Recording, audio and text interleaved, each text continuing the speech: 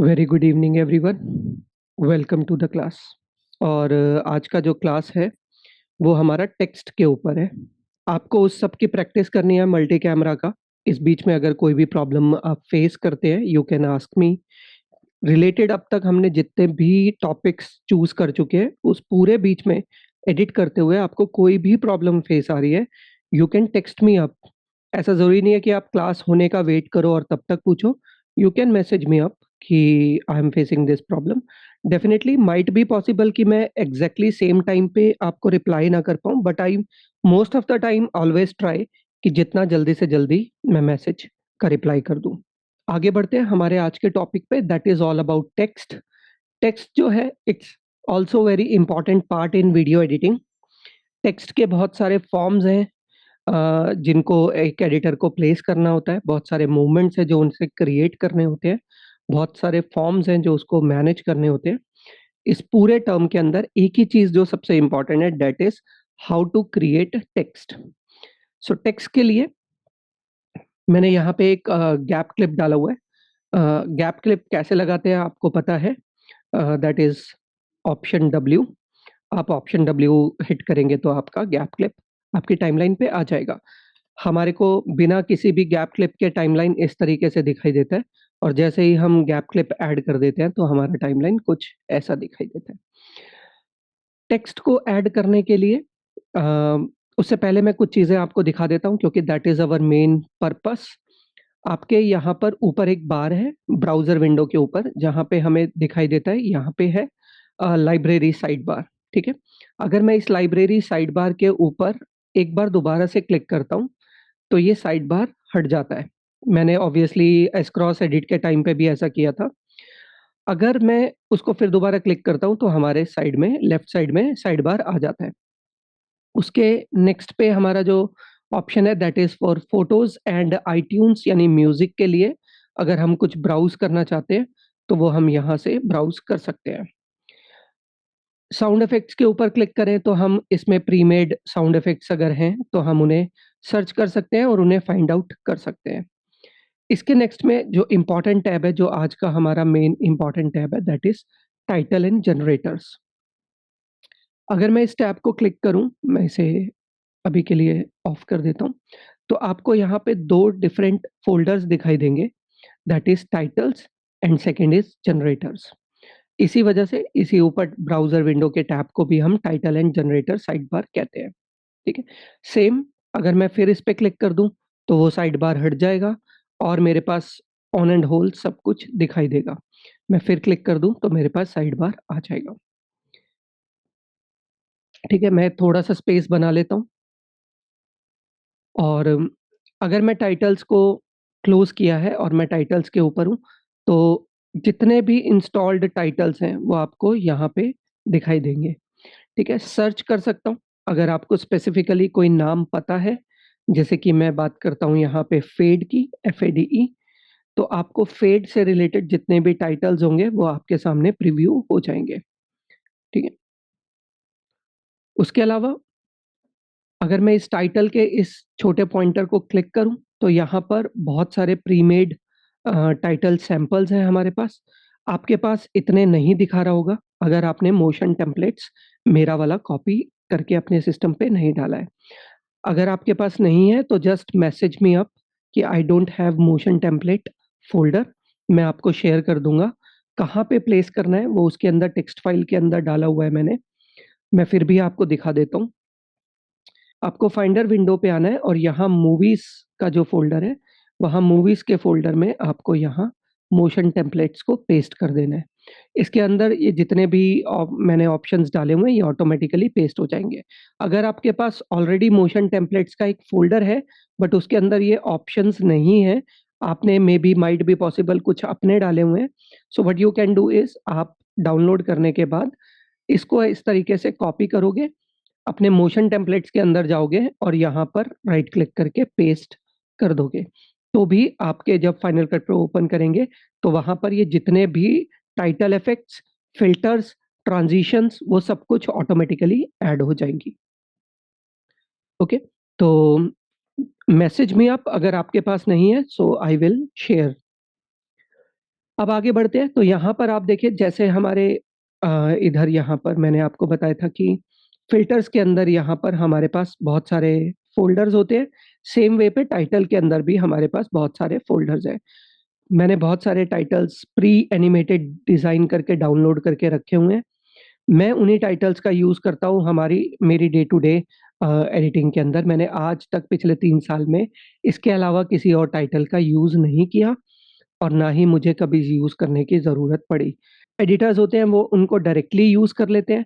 आपने टाइटल को पिक किया, आपने उसके एनिमेशन को चेक किया और आपने बस एज़ इट इज़ इसके अंदर टाइटल चेंज कर दिया। बट मैं क्या करता हूँ, मैं उसके अंदर भी बहुत सारे चेंजेस कर देता हूँ। Sometime I only go with a, bars, sometime मैं उसके अंदर के टेक्स्ट को हैंडल करता हूँ। तो देखेंगे कि किस तरीके से हम क्या कर सकते हैं। तो सबसे पहला है यहाँ पे 3D। 3D के अंदर आप देखें तो बेसिक हमें 3D की तरह मूवमेंट्स दिखाई दे रहे हैं। आप देखें तो अलग-अलग तरीके से वो फेड हो रहा है, वो मूवमेंट कर रहा है, रोटेट हो रहा है, स्केल कर रहा है एंड टम्बल कर रहा है। तो ये प्री डिज़ाइन्ड है, आप इनको अपनी टाइमलाइन पे रख के इनमें टेक्स्ट को चेंज करके 3D का फ़ील अपने टेक्स्ट के अंदर लेके आ सकते हो। उसके अलावा 3D सिनेमैटिक है, अगर मैं इसके ऊपर जाऊँ, तो आपको एटमॉस्फेयर के अंदर टाइटल आता हुआ दिखाई देगा। कुछ फ़िल्म टाइटल्स को मिमिक करने की कोशिश करी गई है। क्या यूज़ करना है, क्या यूज़ नहीं करना है, it's all up to you. आप किन चीज़ों को यूज़ कर सकते हो, किनको नहीं। But here what the main purpose is, आपके पास इतने सारे मूवमेंट्स हैं। There are so much of templates. मैं अब इससे आगे बढ़ता हूँ कि आखिरकार टेक्स्ट के अंदर हमें सीखना क्या है। इम्पोर्टेंट पॉइंट पे आते हैं। ये तो सारे हमारे पास प्री डिज़ाइन्ड है जिनको हम चेंजेस करेंगे, लेकिन चेंजेस करने से पहले हमें टेक्स्ट को समझना बहुत ज़रूरी है। तो सबसे पहले हम एडिट पे आते हैं और एक बेसिक टाइटल यहाँ कनेक्ट टाइटल के अंदर आके हम एक बेसिक टाइटल को हमारी टाइमलाइन के ऊपर ऐड करते हैं। सो मैंने जैसे ही टाइमलाइन पे बेसिक टाइटल ऐड किया, यहाँ पे मेरा बेसिक टाइटल आ गया। मैं इसको अ, कनेक्ट एडिट पे ले आता हूँ। इसको थोड़ा बड़ा कर लेते हैं और ये मेरा एक बेसिक सा टाइटल दिखाई दे रहा है। मैं ब्राउज़र विंडो को अभी के लिए बंद कर देता हूँ, ताकि हमारे पास स्पेस रहे इंस्पेक्टर विंडो और प्रीव्यू विंडो के लिए। तो अभी आपको सेंटर में एक टाइटल दिखाई दे रहा है।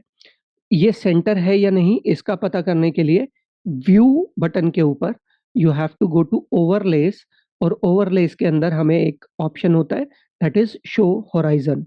मैं जैसे ही इसे क्लिक करता हूँ, आपको यहाँ पे एक स्ट्रेट लाइन दिखाई देती है, सेंटर लाइन, एक वर्टिकल और एक हॉरिजॉन्टल।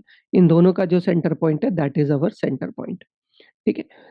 टाइटल एग्ज़ैक्टली आपकी दोनों लाइन्स के बीचों-बीच में सेट है, that means it is on centre. But अगर मैं वर्टिकल सेंटर की बात करूँ, तो ये सेंटर नहीं है और एफसीपी के अंदर टाइटल हमेशा सेंटर जो है, इस हॉराइज़न लाइन के ऊपर ही होता है। अगर हम इसे टाइटल को अप, डाउन या लेफ्ट राइट मूव करना चाहते हैं, मुझे अपने टाइटल को सेलेक्ट करना है। अप, डाउन, लेफ्ट, राइट का मूवमेंट हम जितना भी चूज़ करते हैं, हमारा वीडियो इंस्पेक्टर विंडो में करते हैं। वीडियो इंस्पेक्टर विंडो के अंदर ट्रांसफॉर्म के अंदर, पोज़ीशन के अंदर, पोज़ीशन मतलब left right X position, up down Y position. तो अगर मुझे एक्स एंड वाई में मूवमेंट करनी है, तो मैं इसको रोल करूँगा। अगर मुझे वाई में करनी है, तो मैं इसे। तो अभी आप देखें तो मैंने सेंटर टेक्स्ट कर दिया है। हम चाहें तो अब चाहें तो इसको होराइज़न को ऑफ कर लेते हैं। ठीक है? इसके अलावा मैं यहाँ पे बात करूँ तो यहाँ पे एक और ऑप्शन है, जिसको अभी हमें एक बार और देखना होगा। होराइज़न के अलावा that option is show title and action safe zone. अगर मैं इस पे क्लिक करूँ, तो अभी क्या है, आपको यहाँ पे 2 एक्सटर्नल बॉक्सेस दिखाई दे रहे हैं। एक आउटर साइड में है, एक इनर साइड में है। आउटर बॉक्स जो है, इसको हम कहते हैं एक्शन सेफ एरिया, यानी कि आप जब भी आपके किसी भी शॉट को अपने क्लिप पे या एडिट पे रखेंगे, उसमें अगर कोई भी इन्फॉर्मेशन इस एरिया से राइट साइड में है and it is important to you, तो आपको वो शॉट यूज़ नहीं करना है, क्योंकि बहुत सारे 4:3 एस्पेक्ट रेशियो के जो टेलीविज़न्स इस वक़्त भी इंडिया में अवेलेबल है, या लोग उन पे देख रहे हैं, उसमें वो वीडियो नहीं दिखाई देगा इस सेफ ज़ोन के राइट साइड में, ठीक है? इंटरनल बॉक्स की बात करें तो इसका कनेक्शन हमारे टाइटल के साथ है। इसको हम कहते हैं title safe area. Broadcast safe भी कहते हैं इसको, broadcast title safe. Broadcast safe outer वाला है, ब्रॉडकास्ट टाइटल सेफ इनर है। जितने भी टेलीविजन है, जितने भी ब्रॉडकास्टिंग चैनल्स हैं, वहां पर कोई भी टेक्स्ट या लोगो वो इस बॉक्स के लेफ्ट नहीं प्लेस किया जाता है। यूट्यूब के अंदर yes, even we can place on these edges also, हम बहुत सारी लिबर्टीज लेते हैं, बट ब्रॉडकास्टिंग के अंदर क्योंकि हम जितनी भी एडिटिंग को सीख रहे हैं हम उसे प्रोफेशनल पॉइंट ऑफ व्यू पे सीख रहे हैं। यूट्यूब में कोई रूल्स नहीं है, कोई लिमिटेशंस नहीं है, आप कुछ भी अपने हिसाब से डालिए। लेकिन ब्रॉडकास्ट के अंदर there are so much of limitations जिसके बेसिस पे हमें काम करना पड़ता है, ठीक है? तो हमें जो है इस सेफ जोन के अंदर, टेक्स्ट सेफ जोन के अंदर ही हमारे टाइटल्स को रखना है, यानी कि अगर मैं इसे लेफ्ट लेके जाऊं तो ये इस सेफ जोन से लेफ्ट पे नहीं रहेगा। इसको मैक्सिमम मैं जो लेफ्ट रखूंगा वो इस एज पॉइंट के ऊपर रखूंगा। अगर मैं इसे टॉप पे लेके जाऊं तो मैं इस टाइटल सेफ जोन के ऊपर नहीं जाऊंगा, मैं इस टॉप जोन से नीचे ही रहूंगा। लेकिन अगर आप ब्रॉडकास्ट मीडिया के लिए काम कर रहे हैं, नहीं कर रहे, यूट्यूब या सोशल मीडिया के लिए, even you can place titles here, even you can place title here, जहां पे भी वो कटे नहीं, आप वहां तक उसको प्लेस कर सकते हो, क्योंकि फोन्स के अंदर पूरा का पूरा प्रीव्यू होगा 101%। लेकिन अगर कुछ लोग जूम करते हैं अपने स्क्रीन को तो यहाँ पर भी वो टाइटल्स कट जाएंगे। आपने भी कई बार टेक्स्ट को अपने वीडियोस को जूम किया होगा, उस केस में बहुत सारी इंफॉर्मेशन कट जाती है। The best way to place the title is inside the title safe area. That is the important point I want to share, ठीक है? जब हम किसी की नेम प्लेट्स देते हैं, सुपर्स देते हैं, किसी के नेम्स के एस्टन्स देते हैं। एस्टन्स को हम दो नाम से जानते हैं, एक इज सुपर, एक इज एस्टन, और जो हम एक्चुअली बोलते हैं दैट इज नेम प्लेट्स। ये तीनों ही नाम जो है ये सुपर्स के लिए होते हैं, एस्टन्स के लिए होते हैं। वो इस एरिया पे रहता है, राइट? यहाँ पर आपकी वो बार आएगा, रीसेट कर देते हैं अभी तक वापस, और मैं इस सेफ जोन से बाहर आ जाता हूँ, ऑफ कर देते हैं। तो अभी बात करते हैं हमारे इस टाइटल में हम टेक्स्ट में चेंजेस कैसे करते हैं, कहाँ-कहाँ पे क्या-क्या ऑप्शंस हैं हमारे इस टेक्स्ट को चेंज करने के लिए। अब उस पॉइंट पे आने के लिए आपके सामने, जैसे पहले हम वीडियो इंस्पेक्टर विंडो पे थे, हम ऑडियो इंस्पेक्टर विंडो पे आए, हम इन्फो इंस्पेक्टर विंडो पे आए। अभी हमारे सामने 2 और नए विंडो ओपन हो गए हैं, इंस्पेक्टर विंडोज़, जैसे ही हमने टाइटल को ऐड किया है। पहला पॉइंट जो है that is title inspector window, ठीक है? टाइटल इंस्पेक्टर विंडो क्या होता है? आपके इस टाइटल यानी कि टेक्स्ट को एनिमेट करने के लिए यहाँ पर कुछ पैरामीटर्स मिलते हैं। इस टेक्स्ट में नहीं मिल रहे, लेकिन अगर मैं किसी और जगह से कोई और टेक्स्ट लेके आऊँ, मैं किसी भी और टेक्स्ट को पिक कर लेता हूँ और उसको यहाँ पे ड्रैग करता हूँ, तो आप उसके लेफ्ट हैंड साइड पे टाइटल इंस्पेक्टर विंडो के अंदर देखें, तो हमारे पास बहुत सारे पैरामीटर्स हैं इस टाइटल इंस्पेक्टर के अंदर। अब इतने सारे पैरामीटर्स को हम याद कैसे रखेंगे? ऐसा कोई ज़रूरी नहीं है कि आपको याद रखना है, आपको उनको ट्राई करके चेक करना है। मैं आपको बताऊँगा कि क्या-क्या चीज़ें क्या-क्या होती हैं, so that you can see and change all those things, ठीक है? अभी के लिए हम इतनी डिटेल्स में नहीं जा रहे हैं। टाइटल इंस्पेक्टर विंडो को अभी जो है हम यूज़ नहीं करेंगे। हम आएँगे उसके नेक्स्ट टैब के ऊपर, क्योंकि बेसिक टेक्स्ट के अंदर टाइटल इंस्पेक्टर विंडो में कुछ भी पैरामीटर नहीं होते। हम आएँगे नेक्स्ट पैरामीटर पे, that is text inspector window.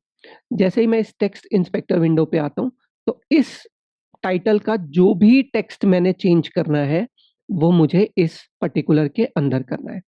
इसके अंदर भी एक पॉइंट और है, अगर मैं इस टेक्स्ट को दोबारा से यहाँ पे रखूँ, तो तो आपको दिखाई दे रहा है यहाँ पे परफेक्ट 4 मैंने एक टेक्स्ट है, सोशल मीडिया एक टेक्स्ट है, एडिक्शन एक टेक्स्ट है, एक अगला टेक्स्ट है।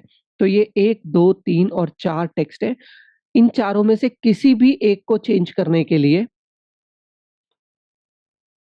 आपको आना इसी टेक्स्ट इंस्पेक्टर विंडो के अंदर ही पड़ेगा। 4 अलग-अलग हैं, यानी कि हम जिस भी टाइटल को चूज़ करेंगे, हम उसमें पैरामीटर्स में चेंजेस इस टेक्स्ट इंस्पेक्टर विंडो के अंदर कर सकते हैं।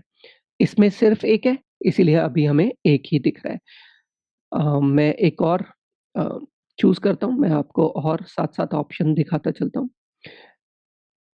जैसे आप देखें तो नहीं, मैं किसी में ऐसा चूज़ करते हैं जिसमें 2 हों, राइट? सो अभी इसमें दिखाई दे, मैं इसको ऑफ कर देता हूँ।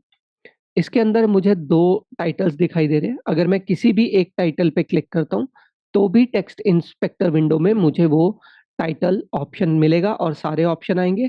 अगर मैं सेकंड टेक्स्ट के ऊपर क्लिक करूँगा, तो भी वो मेरा टेक्स्ट इंस्पेक्टर विंडो के अंदर ओपन हो जाएगा। तो जितने भी टेक्स्ट होंगे या जितने भी टाइटल्स के अंदर टेक्स्ट डले हुए होंगे, आप उतनी बार आप उन सब में आके चेंजेस कर सकते हो। अब ये चेंजेस क्या-क्या हो सकते हैं, ये सब जो है अभी हम देखेंगे। तो मैं इस टाइटल को मेरे नाम पे डाल देता हूँ, दैट इज़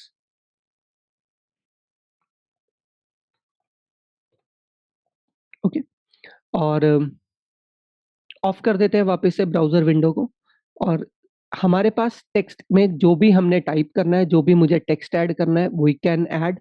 उसके नीचे अगर मैं आऊँ तो है फ़ॉन्ट, हम यहाँ पर आए और हमारे फ़ॉन्ट्स को चूज़ कर सकते हैं। जैसा भी फ़ॉन्ट मुझे चाहिए, मैं उस तरीके का फ़ॉन्ट चूज़ कर सकता हूँ। यहाँ पे रेगुलर है, बोल्ड है, या जैसा भी फ़ॉन्ट मुझे चूज़ करना है, मैं अगर कोई और चूज़ करूँ, तो आपको यहाँ पे दिखाई देगा कि it has black, black italic, ornament, regular. तो आप कोई भी एक चूज़ कर सकते हो, ठीक है? मैं थोड़ा-सा अब इसके बाद लेट्स से अगर टेक्स्ट का साइज़ छोटा आ रहा है, तो हमारे पास नेक्स्ट ऑप्शन आता है to increase and decrease the size of any text, ठीक है? तो मैंने साइज़ को बड़ा कर दिया, मैंने टेक्स्ट यहाँ पे लिखा हुआ है, फ़ॉन्ट्स मैंने चूज़ कर लिया है। उसके बाद मेरे पास नेक्स्ट ऑप्शन आता है, दैट इज़ साइज़ के बाद अलाइनमेंट। अलाइनमेंट में अगर मैं देखूँ, तो लेफ्ट हैंड साइड पे मेरा अलाइन लेफ्ट का ऑप्शन है, सेंटर अलाइन है और राइट अलाइन है, ठीक है? इसका भी कनेक्शन जो है हमारे होराइज़न के साथ है। अगर मैं लेफ्ट अलाइन क्लिक करता हूँ, तो आप देखें सेंटर होराइज़न लाइन के ऊपर, वर्टिकल सेंटर होराइज़न लाइन के ऊपर उसने लेफ्ट अलाइन कर दिया है। इट्स नॉट अबाउट कि उसने यहाँ पे लेफ्ट अलाइन किया है। अगर मैं राइट अलाइन करूँ, तो उसने राइट साइड से अलाइन कर दिया है हमारे सेंटर पॉइंट के ऊपर। अगर मैं सेंटर करूँ, तो उसने पूरे टेक्स्ट को सेंटरली प्लेस कर दिया है।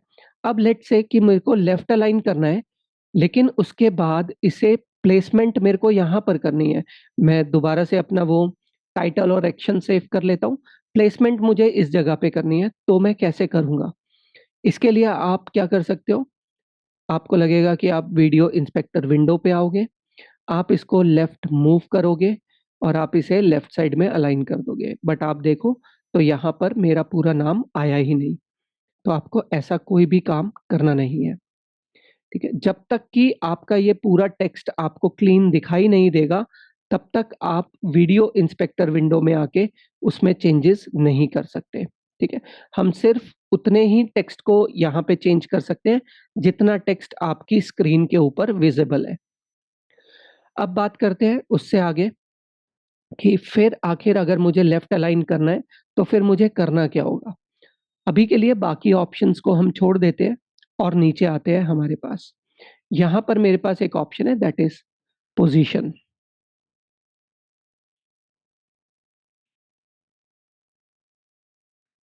ओके? तो इस पोज़ीशन के अंदर हमारे पास X position, Y position and Z position है। अब अगर मैं एक्स पोज़ीशन को, क्योंकि मुझे लेफ्ट राइट जाना है, तो मैं लेफ्ट को मूव करके यहाँ पे फिक्स कर दूँ, तो अभी ये यहाँ पर मेरा प्लेसमेंट फिक्स हो गया है। Now even I can go, मैं एक बार इसको डिलीट कर देते हैं और drawings. Now I can go to uh, this, मैं इस इनको भी ऑफ कर देता हूँ and now I can move left, right, मैं आउट कर सकता हूँ, इन कर सकता हूँ, मेरा पूरा टेक्स्ट मेरे पॉइंट ऑफ व्यू पे चलेगा, ठीक है? तो मोस्ट ऑफ द टाइम हम क्या करते हैं एक्चुअली, मैं अब आपको वापस से दिखा देता हूँ, इसको रीसेट कर देते हैं। हम हमेशा सेंटर अलाइन करके हमारे टेक्स्ट को रखते हैं, उसको एडिट कर लेते हैं, लोगोस कंप्लीट कर लेते हैं और उसके बाद हमारे ट्रांसफॉर्म पार्ट के थ्रू हम उसे जहाँ भी मूवमेंट देना चाहते हैं, जहाँ भी प्लेस करना चाहते हैं, हम उसे वहाँ पे प्लेस कर लेते हैं। And this is how I work with text. मैं इनके अंदर कोई भी ऑप्शंस को चूज़ नहीं करता। सेकंड, अगर बात करें की फ्रेम्स की, तो X, Y and Z positions पे आप जो है इसे लेफ्ट या राइट, अप या डाउन तो कर सकते हैं, लेकिन इसके अंदर कोई भी की फ्रेम ऐड नहीं कर सकते। यहाँ पे कोई भी की फ्रेम नहीं है इसकी मूवमेंट को मोशन देने के लिए। सेम वे पे इसके अंदर रोटेशन भी है। दैट मीन्स कि अगर मैं इस टेक्स्ट को एक्स पे रोटेट करना चाहूँ, हमारे पास वीडियो इंस्पेक्टर विंडो में एक ही रोटेशन है और अगर मैं उसे रोटेट करता हूँ, तो ये क्लॉकवाइज़ और एंटी क्लॉकवाइज़ मूव करता है और इस रोटेशन को हम ज़ेड रोटेशन कहते हैं, ज़ी रोटेशन, ठीक है? लेकिन अगर मैं इस रोटेशन के अंदर आता हूँ, that is text inspector window के अंदर, तो एक्स पोज़ीशन के अंदर अगर मैं इसे रोटेट करूँ, तो अपसाइड डाउन और डाउन साइड अप मेरे पास टेक्स्ट मूव करता है। सो मैं इसको रोटेट कर सकता हूँ। लेकिन क्योंकि की फ्रेम नहीं है, तो मैं इसका की फ्रेम नहीं कर सकता इस मोशन को। सेम वे पे अगर मैं वाई रोटेशन पे आऊँ, तो मैं इसे left to right, right to left कर सकता हूँ। तो मैं इसको 3 डायमेंशनल मूवमेंट दे सकता हूँ। लेकिन की फ्रेम नहीं है, तो कोई यूज़ नहीं है। फिर वापस आते हैं, ज़ेड रोटेशन सेम वही है जो हमारे पास अ, वीडियो इंस्पेक्टर विंडो में भी मिलती है, दैट इज़ रोटेशन। रोटेशन जो सिंपली वीडियो इंस्पेक्टर विंडो में that is about Z rotation, ठीक है? यहाँ पे एक ऑप्शन है हमारे पास एनिमेट। मैं अगर यहाँ पे क्लिक करूँ, तो यूज़ ओरिएंटेशन एक ऑप्शन है। अगर मैं इसको मूव कर दूँ, अभी आप देखें, तो भी कुछ भी एनिमेशन नहीं हो रहा है इसके अंदर। मैं रोटेट कर रहा हूँ, लेकिन कोई भी मूवमेंट नहीं हो रहा है। तो animate, use orientation, use rotation कुछ भी नहीं है। ये एनिमेट का मतलब हमारे इस क्लिप के मूवमेंट के रिलेटेड है, ना कि एनिमेशन मतलब की फ्रेमिंग से मतलब है। ठीक है? इसके बाद हमारे पास ऑप्शन है दैट इज़ स्केल। मैं अपने पूरे टेक्स्ट को स्केल इन यानी ज़ूम इन कर सकता हूँ और ज़ूम आउट कर सकता हूँ। ठीक है? सेम स्केलिंग मुझे वीडियो इंस्पेक्टर विंडो में ऑलरेडी है, that is zoom in and zoom out. ठीक है? मैं एक बार ज़्यादा ज़ूम इन करता हूँ और इस पॉइंट पे हम अपने टेक्स्ट के एजेस को देखते हैं। मैं 842% ज़ूम किया हुआ है और मेरा टेक्स्ट अभी भी लगभग शार्प दिखाई दे रहा है। मैं वापस से इस जगह पे आता हूँ और इसके स्केल को भी 800% तक ज़ूम करता हूँ और अभी आप देखें, तो इस ज़ूम में जो है हमारा टेक्स्ट हमारे वीडियो इंस्पेक्टर विंडो से भी ज़्यादा शार्प दिखाई दे रहा है। तो इसका मतलब क्या है कि वो हमारे पिक्सेल्स में चेंजेस कर रहा है। ये वाला ज़ूम जो है वीडियो इंस्पेक्टर विंडो में, ये हमारे पिक्सेल्स में चेंजेस नहीं कर रहा है। तो ये एक छोटा-सा पॉइंट है जिसको हम ध्यान रख सकते हैं। रेस्ट एवरीथिंग इज़ ओके, इतना डिफरेंस पता नहीं चलेगा। मैं most of the time scaling के की फ्रेम्स भी इसी के थ्रू करता हूँ, राइट? नेक्स्ट बात करते हैं, यहाँ पर एक्स स्केलिंग, एक्स मतलब लेफ्ट एंड राइट यानी कि स्ट्रेच के ऊपर। So left and right stretch, reset कर देते हैं। वाई मतलब अप एंड डाउन। सो अगर मैं राइट साइड में करता हूँ तो वो स्ट्रेच होगा, अगर मैं लेफ्ट साइड में करता हूँ तो वो स्क्वीज़ होगा। सेम वे पे एक्स को अगर मैं राइट साइड करता हूँ तो स्ट्रेच होगा, लेफ्ट साइड करता हूँ तो वो स्क्वीज़ होगा। ज़ेड में स्केलिंग कुछ भी नहीं होती, ज़ेड स्केलिंग कोई ऑप्शन है ही नहीं, इसीलिए इस पे कुछ भी नहीं होगा। वापस आ जाते हैं ऊपर की तरफ, जहाँ हमने छोड़ा था। अब यहाँ पर है वर्टिकल अलाइनमेंट की बात। आप देखें, तो मैंने जो आपको बोला था, मैं होराइज़न फिर से रखता हूँ और एक बार इनको रीसेट कर देता हूँ। तो मैंने आपको बोला था कि ये जो टेक्स्ट है, ये हमारी होराइज़न लाइन के ऊपर वर्टिकली प्लेस होता है। तो आप देखें, तो ये हमारी होराइज़न लाइन के ऊपर ही वर्टिकली प्लेस है। लेकिन अगर मैं इसे सेंटर भी कर दूँ, तो भी इसमें कोई चेंजेज़ नहीं आ रहे हैं। ठीक है? मैं इसको सेलेक्ट करके भी सेंटर करता हूँ, लेफ्ट करता हूँ, राइट करता हूँ, इसमें कोई चेंजेस नहीं आ रहा है। दैट मीन्स कि ये हमेशा सिट रहेगा टेक्स्ट हमारी इस सेंटर होराइज़न लाइन के ऊपर जो हॉरिज़ॉन्टली होगी, ठीक है? रीसेट करने से भी कुछ नहीं होने वाला है। तो इस पर्टिकुलर पार्ट का यूज़ मैं नहीं करता हूँ, अगर मुझे अलाइन करना भी होगा, तो या तो मैं इस पोज़ीशन के थ्रू वाई एक्सिस के ऊपर अलाइन कर लूँगा या तो मैं वीडियो इंस्पेक्टर विंडो पे आके अलाइन कर लूँगा। रीसेट कर देते हैं। इसके बाद हमारा नेक्स्ट पॉइंट आता है दैट इज़ लाइन स्पेसिंग। अगर मैं इस लाइन स्पेसिंग को मूव करूँ लेफ्ट या राइट तो मेरे टेक्स्ट के अंदर कुछ भी चेंजेस नहीं आ रहा है, ठीक है? ऐसा इसलिए हो रहा है क्योंकि मेरा यहाँ पर टेक्स्ट सिर्फ़ एक सिंगल लाइन में है, उसमें मल्टीपल लाइन्स नहीं है। तो मैं क्या करता हूँ, मैं यहाँ पर एंटर प्रेस करता हूँ और यहाँ पे टाइप करते हैं हम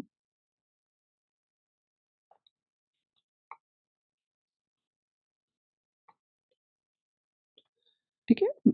इसका क्योंकि अब ये दोनों फ़ॉन्ट आपस में कॉन्ट्राडिक्टरी हो रहे हैं, अच्छे नहीं लग रहे हैं, तो मैं इस स्पेसिफ़िक टेक्स्ट को चूज़ कर सकता हूँ, इसके फ़ॉन्ट्स को स्पेसिफ़िकली चेंज भी कर सकता हूँ, ठीक है? आपको जो भी फ़ॉन्ट उस पर्टिकुलर सिलेक्शन ऑफ टेक्स्ट के लिए चाहिए, आप उसको चूज़ कर सकते हो।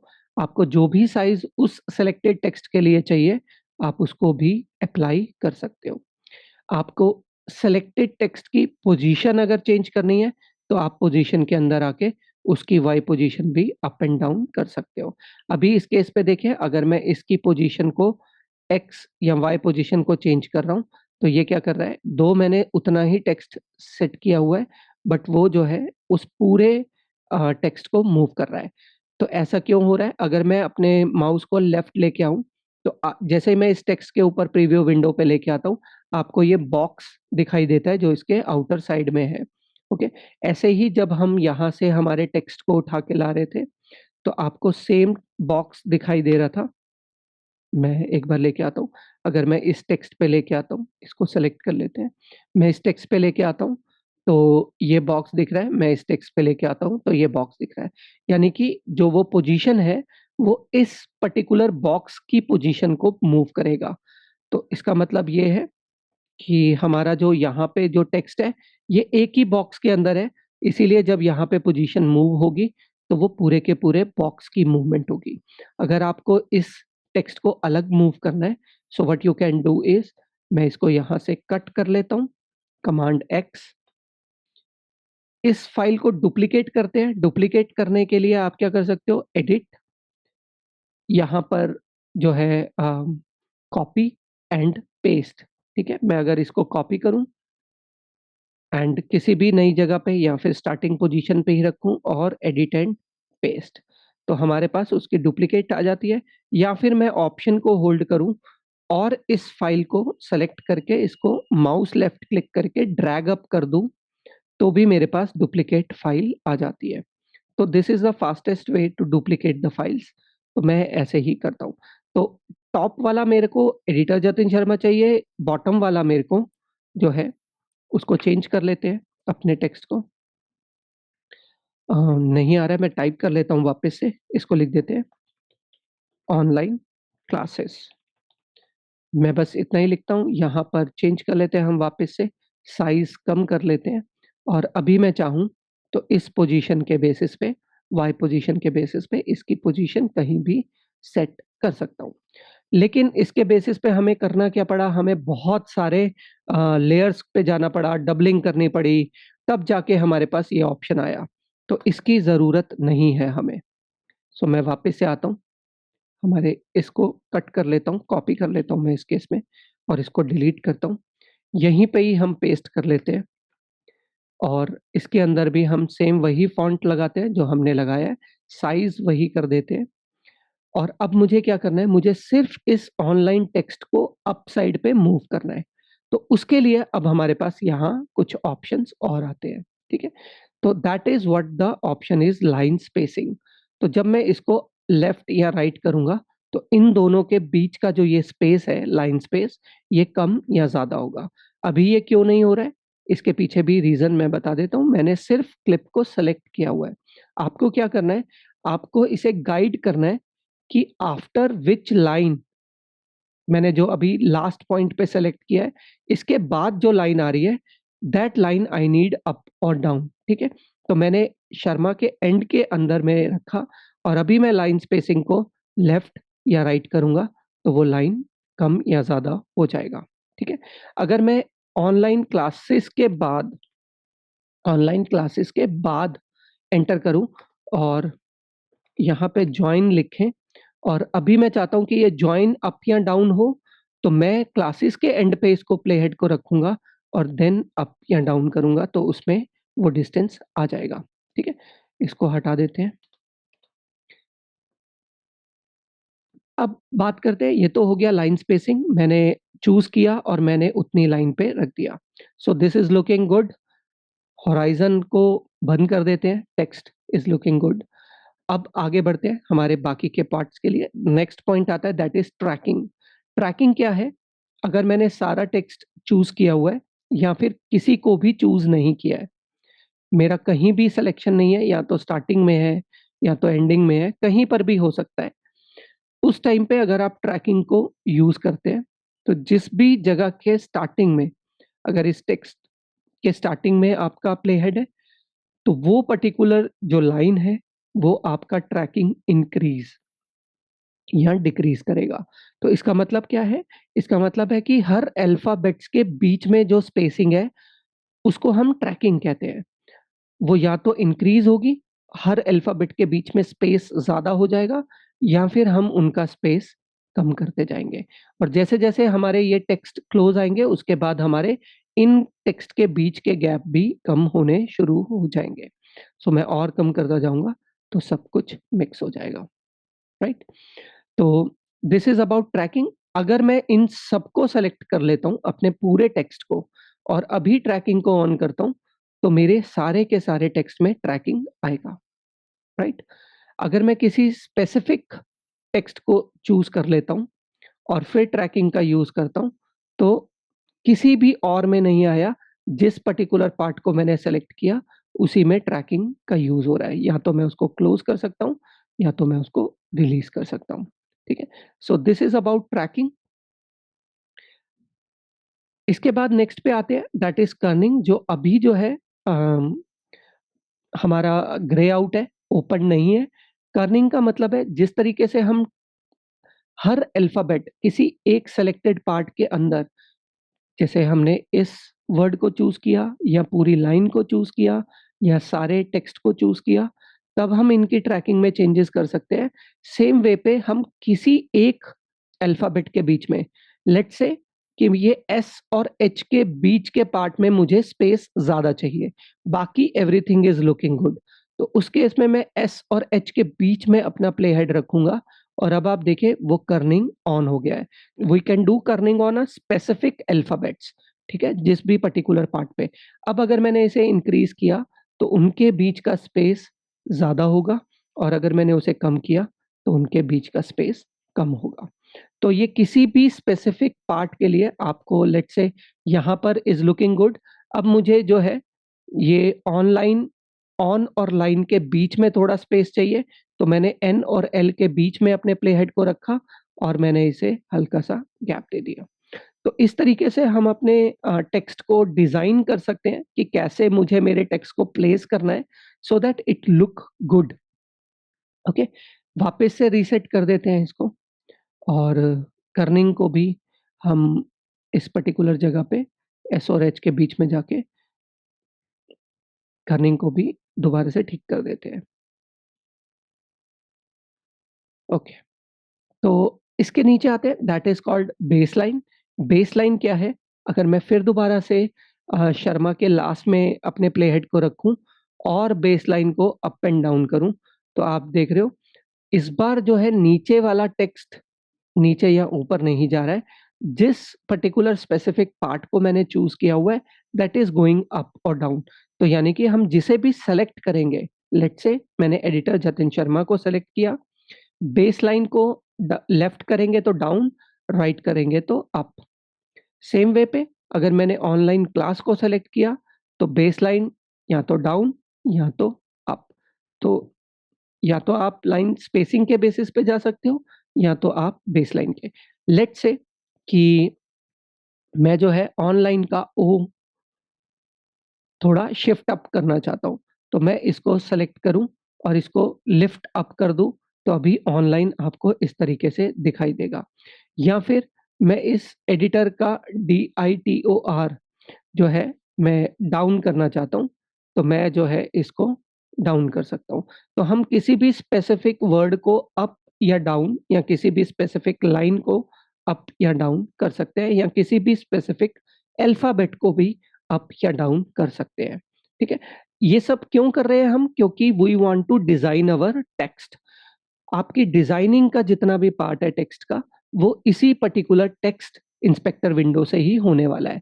और एनिमेशन यानी मूवमेंट्स का जितना भी पार्ट है, वो आपका वीडियो इंस्पेक्टर विंडो और टेक्स्ट इंस्पेक्टर विंडो से ही होने वाला है। इसके नीचे और एक ऑप्शन है, मैं हटा देता हूँ इस पूरे पार्ट को। यहाँ पे हम इम्पैक्ट को चूज़ कर लेते हैं, इम्पैक्ट नहीं, इवन मैं क्या करता हूँ, एक सिंपल सा लुकिंग टेक्स्ट चूज़ करता हूँ, that is Arial. So Arial को चूज़ कर लेते हैं। अभी मैं यहाँ पे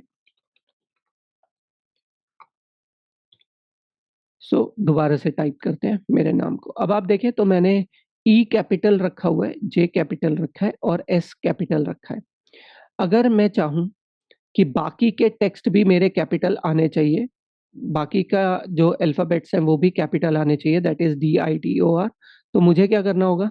मुझे उसे डिलीट करना होगा सेलेक्ट करके और स्पेस शिफ्ट को होल्ड करके DITOR टाइप करना होगा, तभी जाके वो एडिटर कैप्स में लिखा जाएगा, राइट? लेकिन यहाँ पर हमारे पास एक ऑप्शन है दैट इज़ ऑल कैप्स का। ये क्या करता है? अगर मैं इसको क्लिक कर दूँ, तो ये बाकी के सारे अल्फ़ाबेट्स को भी कैपिटल लेटर्स में कन्वर्ट कर देता है। लेकिन अभी आप सोचेंगे, मैं थोड़ा साइज़ और कम कर देता हूँ। अभी आप सोचेंगे कि ये कैपिटल लेटर्स और इन कैपिटल लेटर्स में हाइट का डिफरेंस है और इवन इनके अंदर गैप भी ज़्यादा हो गया है। दिस इज़ बिकॉज़ कि ऑल कैप्स का जो साइज़ है वो 80% है। अगर मैं इसे 100% कर दूँ, तो अभी आपको सारे के सारे टेक्स्ट एक जैसे दिखाई देंगे। अगर मैं इसे कम करता जाऊँ, तो आपको सारे के सारे टेक्स्ट छोटे कैपिटल लेटर्स में दिखाई देंगे। अब इनके बीच में जो गैप आ गया है, उसको हम कैसे सॉर्ट आउट कर सकते हैं? वो आपको स्पेसिफिकली खुद से जाना होगा, कर्निंग के बेसिस पे आप इनके बीच के गैप को कम कर सकते हो। एक-एक गैप को आपको खुद से कम करना पड़ेगा। ये एक ड्रॉबैक है बस इस ऑल कैप साइज़ का कि जब हम इससे नीचे जाते हैं, तो ये इसको इंटैक्ट नहीं रखता है, ये उतना डिस्टेंस दे देता है क्योंकि it is actually looking for 100% और उसके बेसिस पे ही साइज़ को कम कर रहा है, इसको शिफ्ट नहीं करेगा। ठीक है? तो इसका मतलब क्या है कि अगर मैं स्मॉल लेटर्स में ही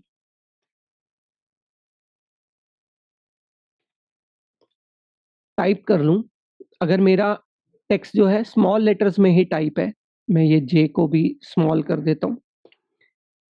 तो I can any time I can convert this text to caps. लेकिन अगर मुझे कैप्स में मैंने टाइप किया है, तो मुझे स्मॉल करने के लिए देयर इज़ नो ऑप्शन, मुझे उसे रीटाइप करना पड़ेगा। तो always type your text in small letters और आप जब भी किसी भी टेक्स्ट को कैपिटल करना चाहते हैं, you can make it capital all, make size 100% और what you can do is आप किसी भी स्पेसिफिक टेक्स्ट को सेलेक्ट करके आप उसको ऑल कैप्स और साइज़ 100 कर सकते हो। तो मैंने ये जे और एस को जो है सेलेक्ट करके ऑल कैप्स और साइज़ 100 कर दिया। तो ये एक ऑप्शन है, आप किसी भी तरह से कर सकते हैं।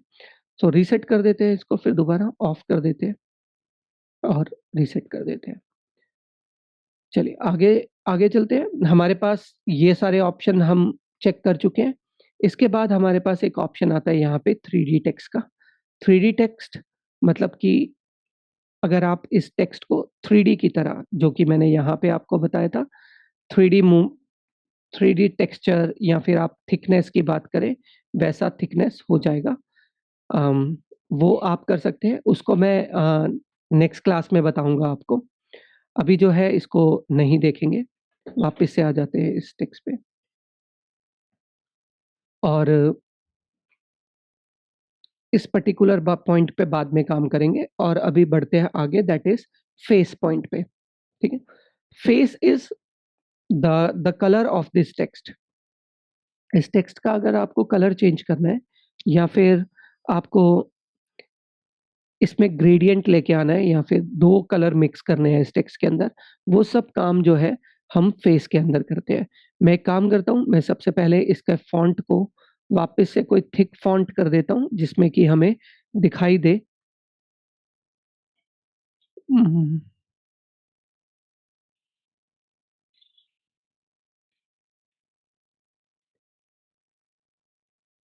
इम्पैक्ट पे ही आ जाता हूँ, इम्पैक्ट इज लुकिंग गुड, मैं इसे 100% कर देते हैं और इसको भी 100% कर देते हैं। ये मैंने ऐसा इसलिए किया ताकि आपको ग्रेडियंट जो है वो अच्छे से दिखाई दे। ओके, तो फेस के अंदर आते हैं। फेस का कलर मतलब फेस का जो भी कलर है, यहाँ पे सबसे पहला है फिल विद कलर। कौन सा कलर? अभी व्हाइट है। मैं अगर इस व्हाइट को क्लिक करूं तो मेरे पास एक ये कलर विंडो ओपन होता है। ठीक है, आप किसी भी स्पेसिफिक कलर को चूज कर सकते हैं। लेट से आपने रेड कलर को चूज किया, रेड उसकी ब्राइटेस्ट वैल्यू की तरफ या फिर डीप वैल्यू की तरफ आप उस रेड को चूज कर सकते हैं। लेट से आपने ग्रीन चूज किया या येलो चूज किया, रेड की येलो की ब्राइटेस्ट वैल्यू के ऊपर या फिर डार्केस्ट वैल्यू के ऊपर आप इस कलर को चूज कर सकते हैं। सो इसी तरीके से आप किसी भी कलर को उसकी डार्केस्ट वैल्यू पे या फिर ब्राइटर वैल्यू पे चूज कर सकते हैं। जितना सेंटर में आते जाएंगे उतनी वो ब्राइटर वैल्यू है यानी कि व्हाइट के पास आएंगे, जितना डीप जाएंगे वो उसकी डार्कर वैल्यू है यानी कि डीप। यहाँ पे ब्लैक, यहाँ पे व्हाइट, तो ब्राइटनेस और यहाँ पर जो है हमारे सारे कलर्स। ठीक है, तो आप लेफ्ट टॉप पे रख दें। अभी आप सेंटर में आ जाएंगे तो ग्रे वैल्यू यानी कि डार्कर वैल्यूज आ जाएंगी, राइट चले जाएंगे तो ब्लैक, लेफ्ट चले जाएंगे तो व्हाइट, लेकिन व्हाइट दिखाई नहीं देगा बिकॉज उसकी जगह पे हमारे पास कलर है। लेकिन अगर आप सेंटर पे आते हैं तो वहां पे व्हाइट रहेगा। ठीक है, तो कलर चेंज किया जा सकता है। इसके अलावा आप इधर देखें तो बहुत सारे कलर मैंने सेव करके रखे हुए हैं। ऐसा इसलिए अभी पूरे के पूरे टेक्स्ट में कलर हुआ है। मैं क्या करता हूँ, इस ग्रीन कलर को अगर मैं प्रिजर्व करके रखना चाहता हूँ अपने आने वाले और टेक्स्ट के अंदर भी मुझे सेम कलर अप्लाई करना है, तो मैं इस छोटे से पार्ट को माउस लेफ्ट क्लिक करके ड्रैग करूंगा और किसी भी ब्लैंक एरिया जहां पे मेरा कोई कलर नहीं है वहां पे इसको रिलीज कर दूंगा। मैं चाहूं तो किसी कलर के ऊपर भी रिलीज कर सकता हूं। उस केस में क्या होगा, उस केस में ये होगा कि मेरा वो कलर डिलीट हो जाएगा। ठीक है, मैं अगर इसके ऊपर रख देता हूं तो आप देखें वो ब्लैक कलर डिलीट हो गया है, उसकी जगह मेरा न्यू कलर ऐड हो गया है। अब मैं कोई और नया कलर चूज कर सकता हूं और मैं उस कलर को भी सेव कर सकता हूं। ठीक है, तो इस तरीके से मैं अपने मल्टीपल कलर्स को सेव करके अपने पैलेट में रख सकता हूं। इसके आगे कुछ हमारे पास स्लाइडर्स हैं, ये सिर्फ ग्रे स्केल के लिए है यानी कि ब्लैक टू व्हाइट, हमें मोस्टली इसकी जरूरत नहीं पड़ती। इसके नेक्स्ट स्लाइडर में यहाँ पे एप्पल कलर्स हैं जो कि ब्लैक ब्लू सियान यानी कि ये आरजीबी कलर्स हैं जो कि मोस्ट ऑफ द टाइम हम यूज करते हैं।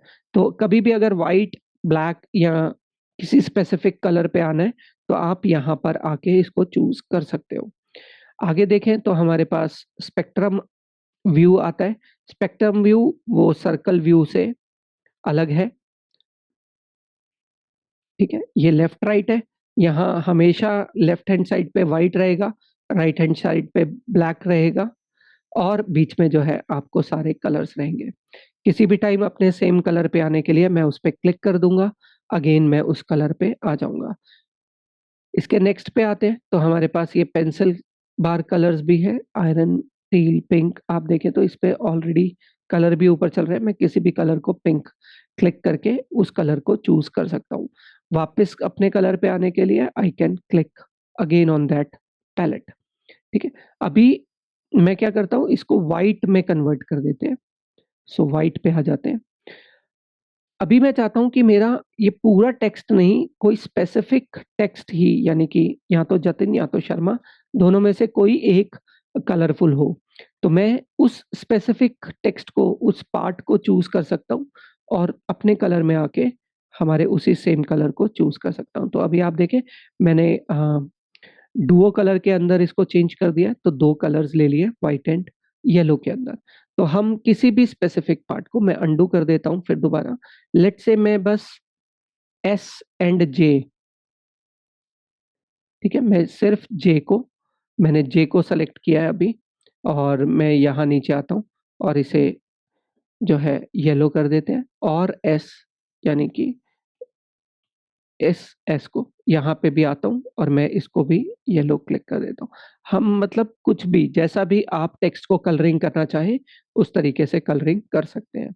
इसके बाद यहाँ पर देखें तो ओपेसिटी है। ओपेसिटी का मतलब कि जो भी कलर हमने चूज किया है वो कितना डार्क, कितना ब्राइट रहना चाहिए। ओपेसिटी मतलब वो धीरे धीरे फेड होता जाएगा, एक टाइम आएगा आपको वो टेक्स्ट दिखाई नहीं देगा। इसके अलावा सेकंड पॉइंट इज ब्लर, यानी कि जो भी ये टेक्स्ट का कलर है ये कितना ब्लर चाहिए आपको। अगर मैं 10 से भी ऊपर जाऊंगा तो भी आपको एक ग्लो इम्पैक्ट दिखाई देगा। इसका भी यूजेस कर सकते हैं। लेट्स से मैंने एक और टेक्स्ट इसके ऊपर रखा, डुप्लीकेट किया, मैंने ऑप्शन को होल्ड करके ड्रैग किया था, डुप्लीकेट कर लिया। मैंने अपर वाले टेक्स्ट का कलर जो है मैंने वाइट कर दिया। लोअर वाले टेक्स्ट का कलर अगर मैं इसे ऑफ करूं तो आप देखें ग्रीन है, नीचे का कलर ग्रीन है, ऊपर का कलर व्हाइट है। मैं इस व्हाइट को अभी के लिए ऑफ कर देता हूँ, ग्रीन वाले कलर पे आता हूँ, फेस के अंदर आता हूँ और इसके ब्लर वैल्यू को इंक्रीज कर देता हूँ। ठीक है, अभी ये ब्लर वैल्यू इंक्रीज हो गया। अभी मैं इसका ऊपर वाला टेक्स्ट जो है ऑन कर देता हूँ, तो अभी आपको दिखाई देगा कि मेरे टेक्स्ट में ग्लो आ रहा है। ठीक है, so this is how we can add multiple thoughts behind the text. और हम अपने टेक्स्ट के अंदर डिफरेंट तरह के स्टाइल्स को ऐड कर सकते हैं। ये तो अभी हमने बहुत स्पेसिफिक पॉइंट पे देखा है, that is only adding a double layer. Same way पे हटा देते हैं इस टेक्स्ट को। मैं थोड़े थोड़े आइडियाज आपको साथ साथ देता जा रहा हूँ कि किस तरीके से हम इन एलिमेंट्स का यूज करके हमारे टेक्स्ट को डिफरेंट कर सकते हैं। मैं ब्लर पॉइंट को हटा देता हूँ, ग्रीन पे ही रहने देते हैं। अब एक और नेक्स्ट पॉइंट आता है हमारे पास, दैट इज फिल विद। अभी हमने एक स्पेसिफिक कलर के ऊपर चूज किया था।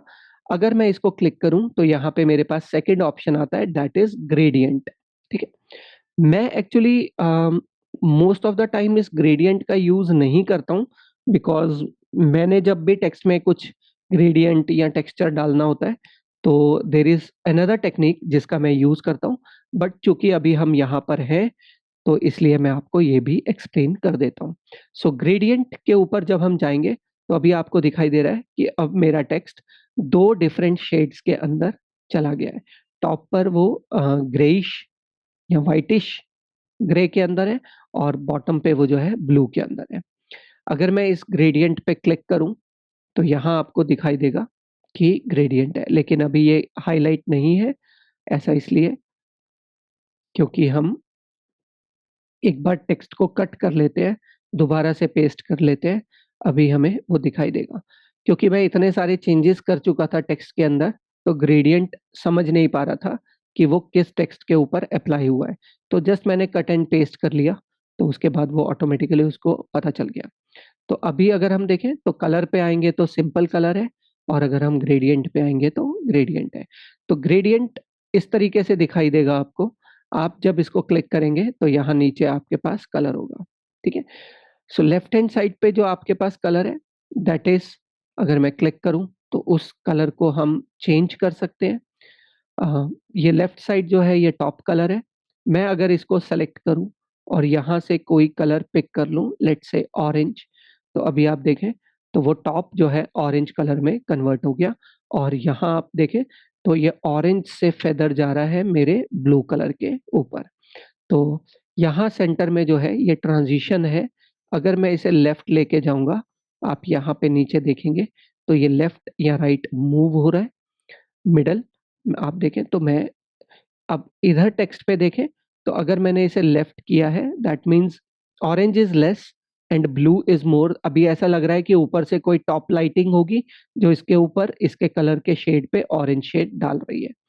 तो टेक्स्ट के स्टाइल्स को जब भी हमें अप्लाई करना है अभी अगर मैं इसको ऐसे करता हूँ तो बॉटम की लाइन ऐसे दिखाई देगा कि उसके कलर में चेंजेस कर रही है।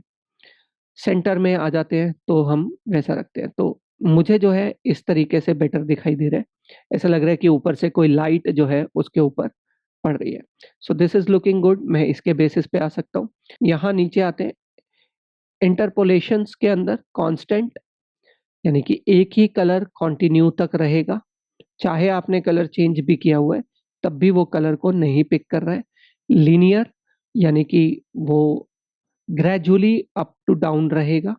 अगर मैं इसको कंटिन्यूएशन में रखता हूँ, तो इसके बीच में जो ये ग्रेडियंट है, ये कलर भी ऐड होगा। अगर मैं लीनियर रखता हूँ, तो वो कलर नहीं, वो बस फेड करता जाएगा उसके अंदर।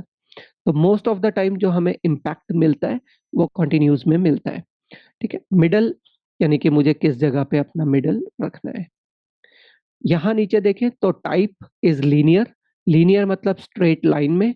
मैं अगर इसे क्लिक करके रेडियल में कन्वर्ट कर दूं, तो अभी सेंटर में मेरे पास ऑरेंज और साइड में मेरे पास ब्लू है।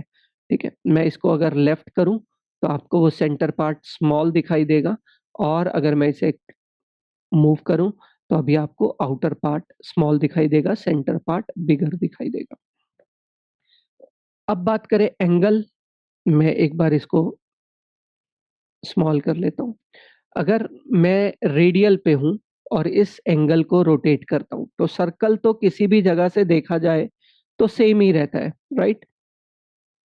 लेकिन अगर मैं लीनियर में आऊँ और अब इस एंगल को चेंज करूँ, तो मैं इसके एंगल को, यानी कि diagonal, straight up to down, down to up, left to right, इनकी मूवमेंट को किसी भी जगह पे जैसा भी लाना चाहूँ, मैं वैसा लेके आ सकता हूँ। तो अभी आप देखिए, अब हमारा टेक्स्ट और अलग डिफरेंस तरीके से दिखने लगा।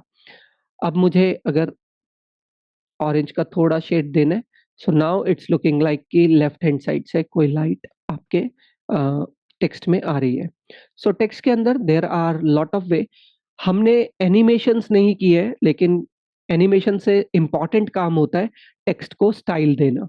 जब तक आपके टेक्स्ट का स्टाइल अच्छा नहीं होगा, आपकी एनिमेशन कोई काम नहीं करने वाली है। ठीक है? तो इसीलिए हमने टेक्स्ट के स्टाइल के ऊपर ज़्यादा मेहनत करी है। टेक्स्ट की एनिमेशन पे इतनी मेहनत नहीं करने वाले हैं, क्योंकि वो प्री डिज़ाइन्ड भी हमें मिलने वाली हैं, या फिर हम उसमें ट्रांजिशंस को ऐड कर सकते हैं, जिस पे मैं नेक्स्ट क्लास में आऊँगा। हम एनिमेशन, यानी कि वीडियो इंस्पेक्टर विंडो पे उनमें चेंजेस कर सकते हैं, या फिर हम टेम्पलेट्स का यूज़ कर सकते हैं, प्री डिज़ाइन्ड टेम्पलेट्स, जिनको हम एनिमेट कर सकते हैं टाइटल इंस्पेक्टर विंडो के थ्रू। ठीक है?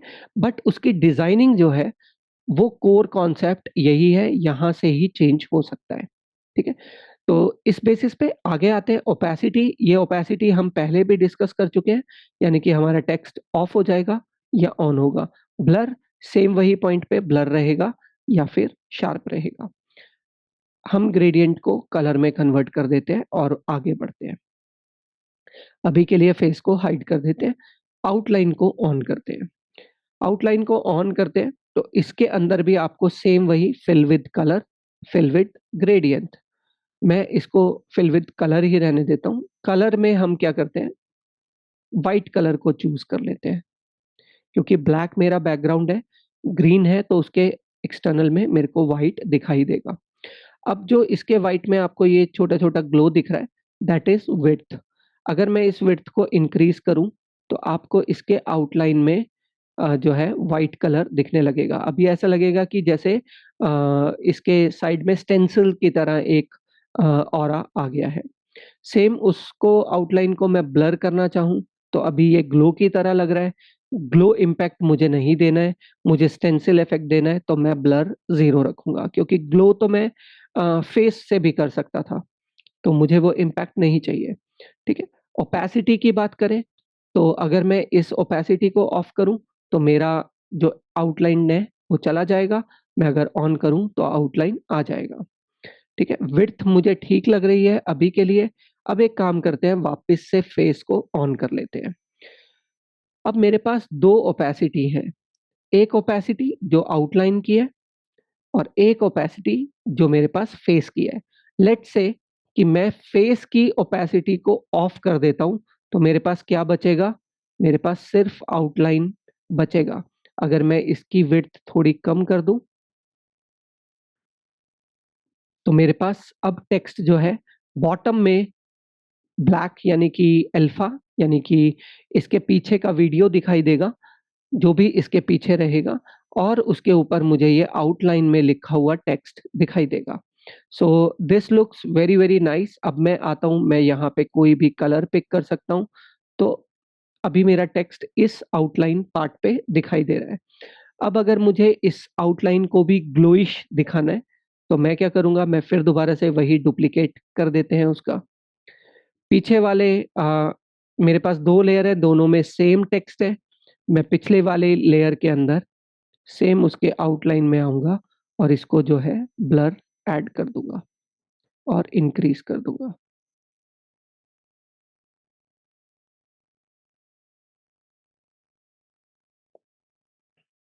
तो अभी आपको ऐसा दिखाई देगा कि वो जो है ग्लो उसके साइड में निकल रहा है।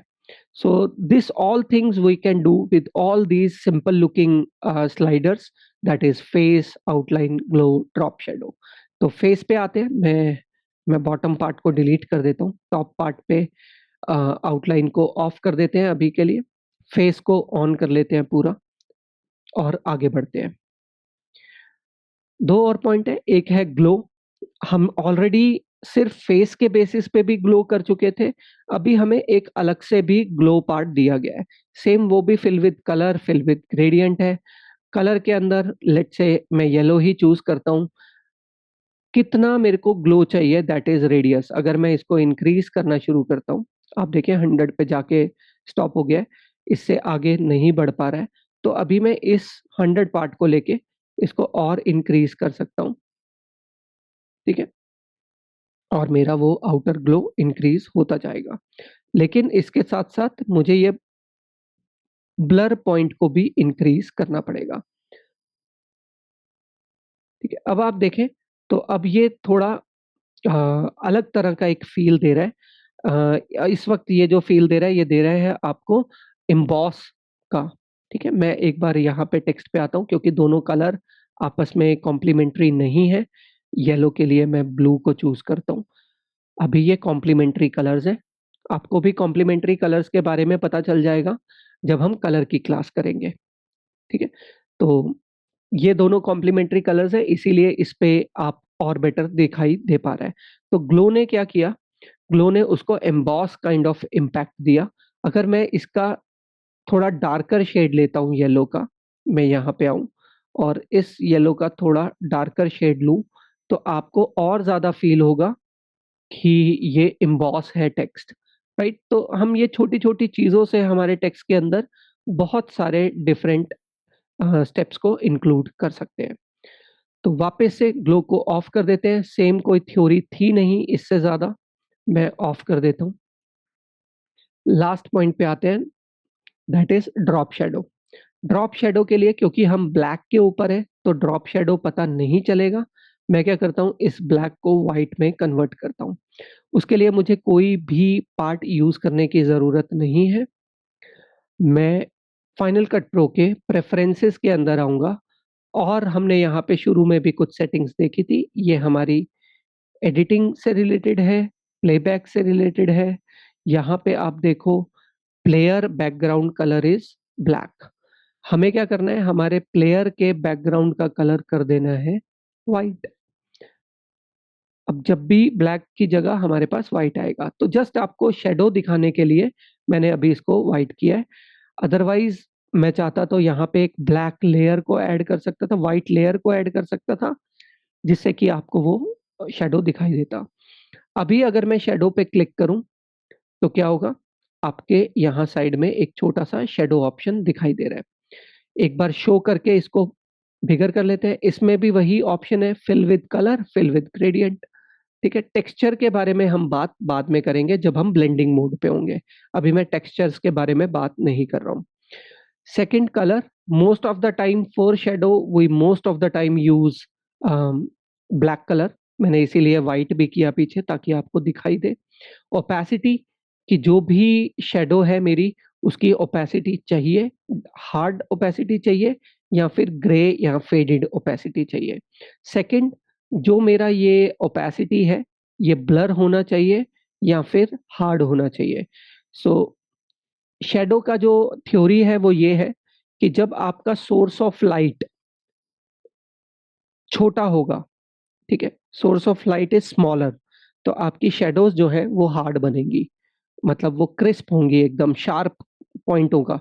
और अगर आपका सोर्स ऑफ लाइट बिगर होगा तो आपकी शैडोज जो है वो सॉफ्ट बनेंगी। तो अब आप किस तरीके का इम्पैक्ट डालना चाह रहे हो, that is where you will choose blur and opacity. ठीक है, जितना ज्यादा आपका ब्लर होगा उतनी ही आपकी ओपेसिटी भी सॉफ्ट होगी। अगली बात करते हैं डिस्टेंस, यानी कि इस टेक्स्ट के ऊपर जो ये शेडो आ रहा है इसका डिस्टेंस कितना दूर होना चाहिए।